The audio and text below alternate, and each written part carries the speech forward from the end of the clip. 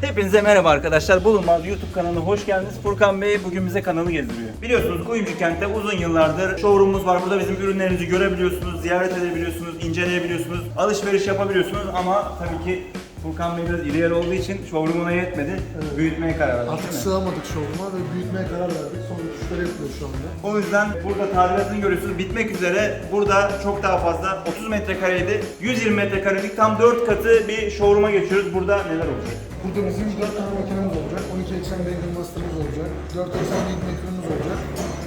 Boru alyans kesme ve CNC tornamız olacak. Ve yeni makinemiz Excalibur'umuz da olacak.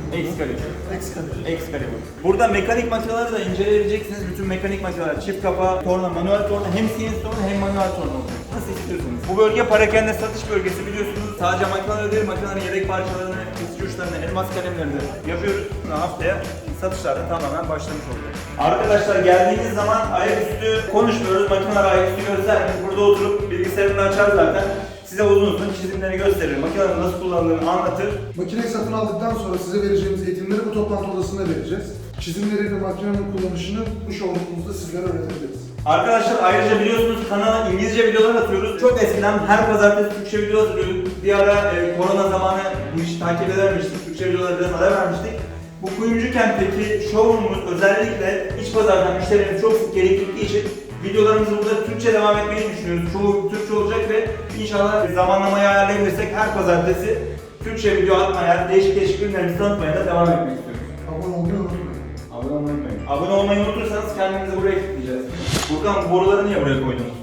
Borular biraz işkence yapmak için. İşkence, boru işkencesi. Evet, boru. Ben bunu görmek bile bana işkence oluyor şu an bu kadar. İşte o bile yetiyor. Muhteşem bir ofis, muhteşem bir showroom ama borular arkada. Çok iyi.